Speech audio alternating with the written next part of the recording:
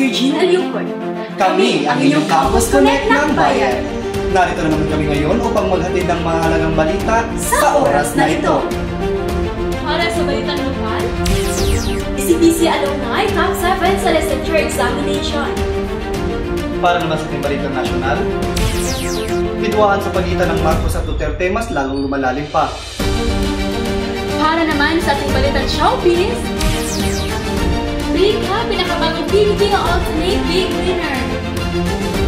Para naman sa ating balitang lifestyle, Don Carlos Polytechnic College naglalayong ipatupad ang healthy living ng mga estudyante.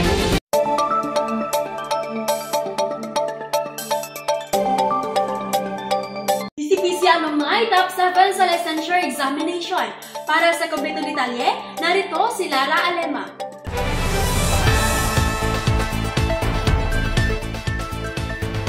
Umani ng karangalan ang Don Carlos Polytechnic College matapos matagumpayan ni Jubel Cabutahi Temple ang ikapitong pwesto sa Special Professional Licensure Examination for Teachers.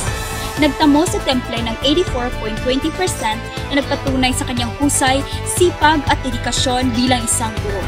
Lubos naman ang pasalamat ng pamunuan ng Don Carlos Polytechnic College. Sinabing ang tagumpay ni Temple ay nagpapakita ng kalidad ng edukasyon na kanilang ibinibigay. Ang tagumpay na ito ay nagsisilbing inspirasyon sa mga kabataang nagnanais maging guro.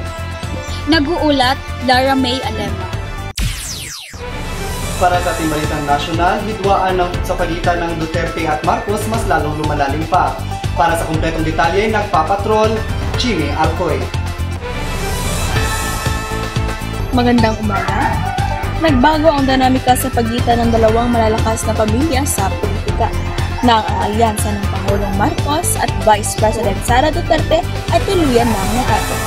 Nagdulot naman ito ng impeachment, paratang sa korupsyon at pagbabanta sa pagpatay mula kay Vice President Sara Duterte laban sa pamilyang Marcos. Sinasabing maaaring magdulot ito ng pagbabago sa ugnayan ng Pilipinas sa US at China. At yan na nga po, ako si Jimmy Alcoy nagpapatrol.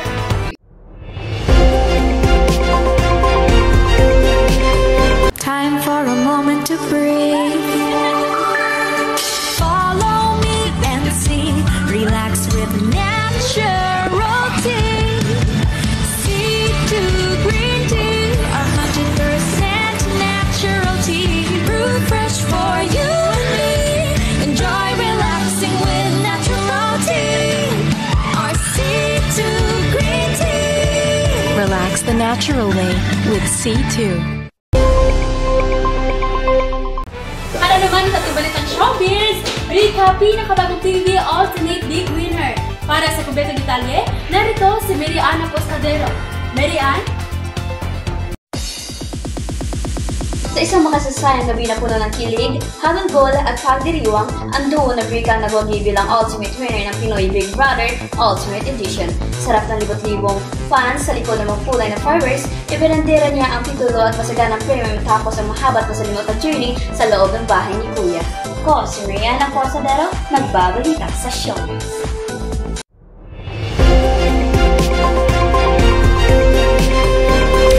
Para naman sa ating balitang lifestyle, inilunsad ng Healthy Lifestyle Movement sa Don Carlos Polytechnic College ang Zumba, Walking at Yoga.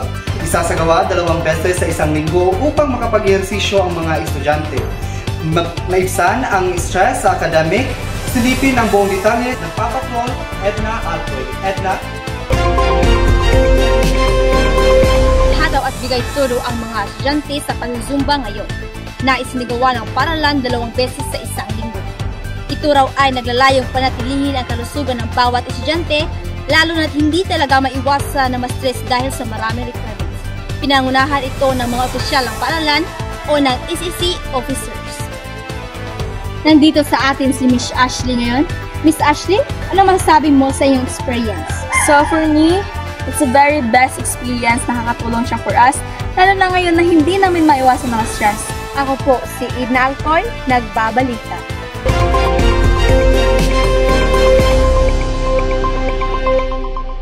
Yan naman po ang balita na kanap sa oras na ito.